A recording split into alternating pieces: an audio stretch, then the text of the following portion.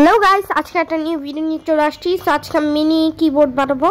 So দেখো, প্রথমে এরকম করে চওড়া করে কেটে নিব, তারপরে হচ্ছে এরকম অনেক কার্টুন এঁকে নিব।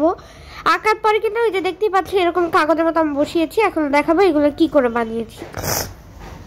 প্রথমে এরকম একটা কাগজ নিয়ে একটুখানি মোটা করে, তোমরা যদি চিকন করেছো চিকন করে কাটতে পারো। সো মোটা করে কেটে তারপরে এখানে এরকম ভাঁজ করতে হবে, দেখাচ্ছি তোমাদের। তো দেখো আমার এটা একটুখানি একটা মোটা এক সাইড একটা ভোটকা হয়ে চিকন হয়ে গিয়েছে। ভোটকা তো সরি।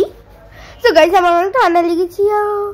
তো দেখো এই যে ঠিক এইরকম একটা স্প্রিং এর মতো করে নিতে হবে, আবার এই সাইডেরটাও এরকম করে নিতে হবে। করা হয়ে গেলে এখানে আবার একটা ভাঁজ দিলেই কিন্তু যে এরকম হয়ে যাচ্ছে। তারপর হচ্ছে এটার সাথে এটা লাগিয়ে দিতে হবে, এন্ড দেন হয়ে গেল। আর বাকি অংশটা কেটে ফেললেই হয়ে যাবে।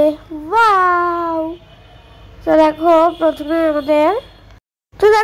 আমাদের এটা কিন্তু হয়ে গিয়েছে। এখন বাড়তি অংশটা আমরা কেটে দিলাম, তারপর হচ্ছে এখানে আমরা লাগিয়ে দিব ভালো করে। তো এই তো লাগিয়ে দিচ্ছি। এখন আমরা এরকম অনেকগুলো বানাবো, যে কয়টা এখানে লাগে। তো সেই কয়টা বানানো শেষ গাইস। তো এখন এইরকম করে এখন আমরা সব স্টিকারগুলো লাগিয়ে নিব। তো এই যে বড়টা আছে, এই মিনি কিবোর্ডের মধ্যে তো একটা বড় বোতাম থাকে, সেটাই হচ্ছে এটা।